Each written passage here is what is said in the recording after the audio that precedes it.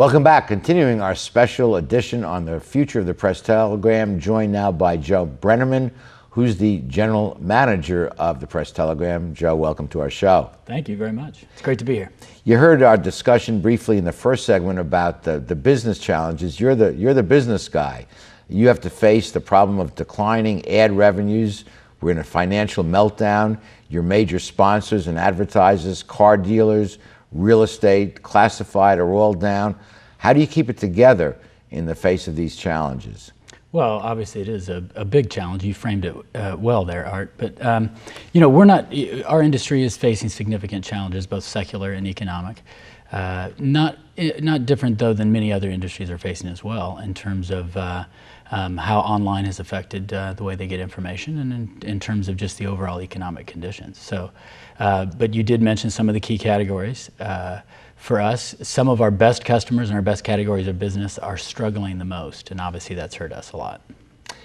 You've been in the newspaper business for 16 years. You're a marketing expert. What's the way out of it? I mean, assuming that we recover from this recession, which I trust we will, the industry still has basic endemic problems. And what's the business model for the way out? Well, certainly for us, it's focusing on preparing ourselves, making it through the recession, which we know will help us significantly. But it's also using the same things that are causing us challenges are the same things that are going to get us in a better place as an industry, and both here locally. So you view a local daily newspaper as a viable, you continue to view it as a viable and an important part of each community, despite the web, despite alternative communication devices. Oh, absolutely. As a matter of fact, in a lot of ways, it becomes even more important as the market is fragmented and as there are so many options for people to find information. I think it just becomes that much more important. And Rich, you and the paper recently went through a redesign. Let me hold up a copy of a recent newspaper. Tell us, as we focus on this front page, if you move your cup for a second, tell us some of the major changes that were made in the redesign and the purpose of those changes. We did this about four or 5 weeks ago, and it has been met with a lot of favorable response from readers. Seems like usually when you redesign a paper, people Okay, what are the changes? The changes are to make it easier to get through the paper, to navigate. We've got a few more stories, a few more items of local interest on each page, or just different techniques we've used to make it easier to read. So and more to make it more user friendly. Exactly.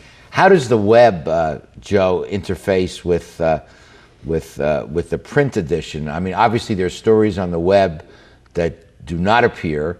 You can put video on the web. The paper comes out once a day. The web is a work in process every moment, and yet a lot of people have found it difficult to find ways to make money on the web. Does your web operation, is that a separate profit center, or do you view it as an adjunct to the print?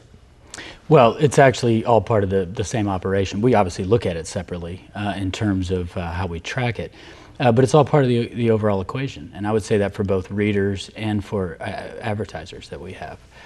Rich pointed out earlier in the conversation that we have over 175,000 unique visitors per month that are exclusive to our readership of the Press Telegram. There's over 250,000 users per month online of our product, so that's significant, coupled with our readership that we have of our print product. And Rich estimated the readership to be several hundred thousand, 78,000 copies times 3. Do you think the visitors to the web, or do you know, are the visitors to the web the same people that are reading the paper, or are they different, or is there, how much of an overlap there? Yeah, 175,000 unique visitors per month are exclusive of our print audience. So that's in addition to our audience. So to give you an example, on an average Sunday we have 275,000 readers of our paper. And in a month we have 175,000 that are unique to they're unduplicated with the print audience. So that's 450,000 in one month, which of course, for us, it's a matter of, there have been declines, as you pointed out earlier. We have had staff declines. So for us, it's making sure, though, that we capture and use the technology, to help grow. One way we can do that is online. We have more opportunity for people to submit comments and for people to participate in Yes. not only news gathering, but in how they feel about it. And it also allows us to move much quicker and more efficient. But are you selling ads just on the web, or are you bonusing print advertisers?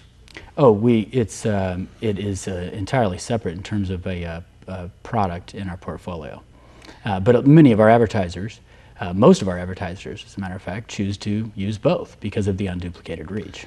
And bottom line question, looking down the road, 5, 10 years out, do you see the major growth on the internet or in print?